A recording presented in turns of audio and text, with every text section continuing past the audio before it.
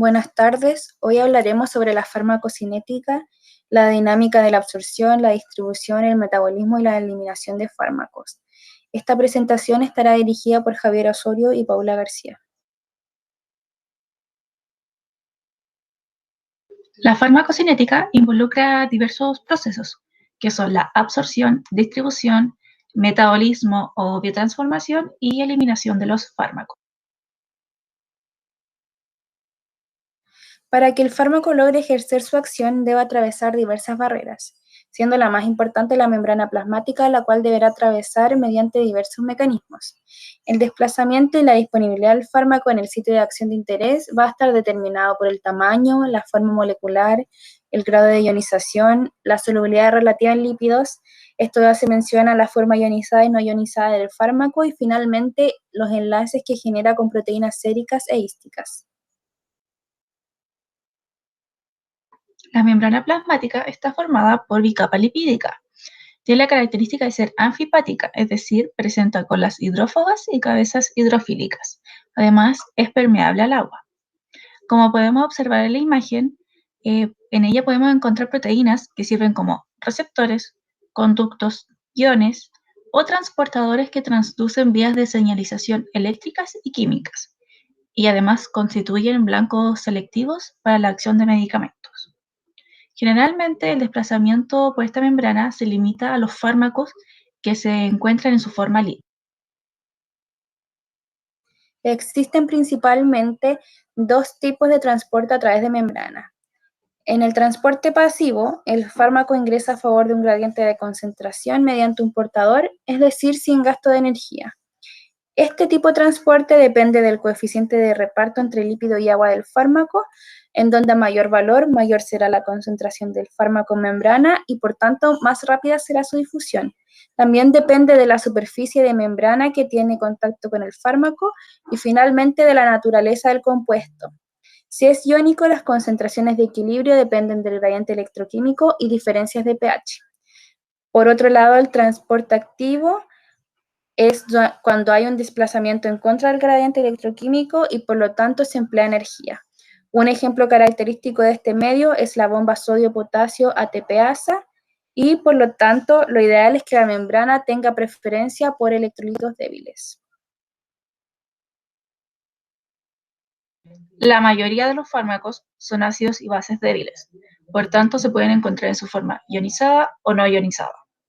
En cuanto a su forma no ionizada, mayormente son liposolubles, por tanto difunden a través de la membrana celular. En cambio, las moléculas ionizadas no pueden penetrar la membrana lipídica debido a su escasa liposolubilidad, y su paso dependerá de la permeabilidad de la membrana. En base a lo mencionado anteriormente, se debe tener en consideración el pK, que corresponde al pH en el cual la mitad del fármaco está en su forma ionizada, y el pH, a ambos lados de la membrana. Esta relación se ve mejor representada en la ecuación que tenemos aquí. Para explicar de una mejor manera estos equilibrios que vemos en A y B en la imagen, podemos decir que en estado de equilibrio, un fármaco ácido se acumulará en el lado más alcalino de la membrana y un fármaco alcalino se acumulará en el lado más ácido de la membrana. Por ejemplo, cuando tenemos un fármaco ácido débil en estómago, predominará la forma no ionizada, por tanto atraviesa la membrana y finalmente llega a los capilares, donde hay un pH alcalino. Entonces habrá menor presencia de protones. Por tanto, el fármaco tenderá a disociarse y por consiguiente predominará la forma ionizada.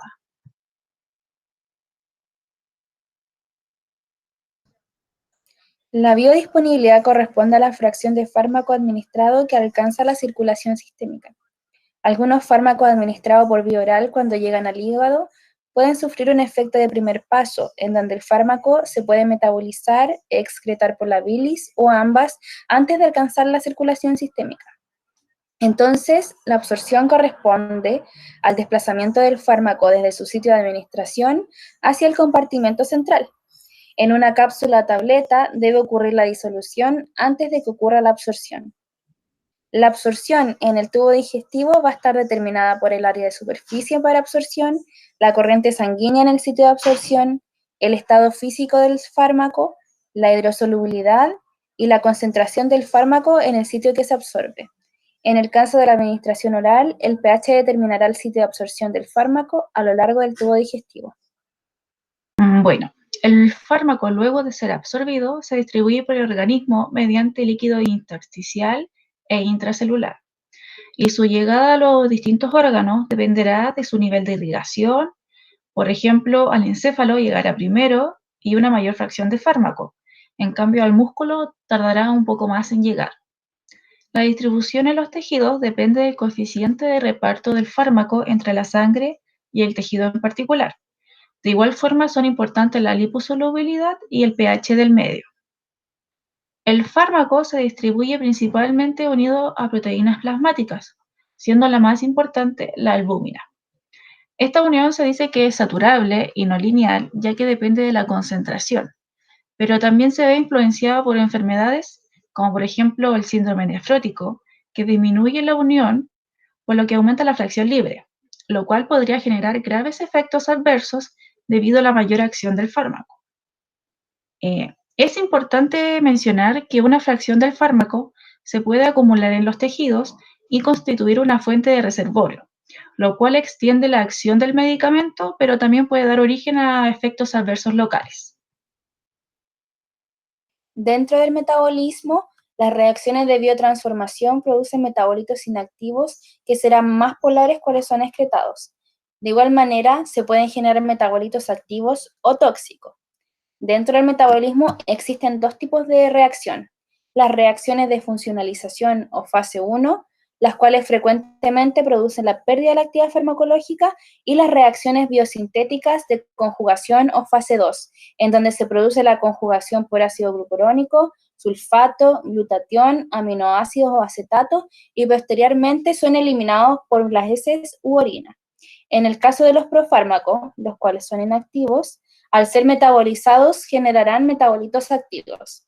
Y finalmente, recordar que existe el metabolismo de primer paso, que limita la biodisponibilidad oral de los fármacos. Además, es importante destacar que todo el proceso de metabolismo está determinado por la isoforma del citocromo P450.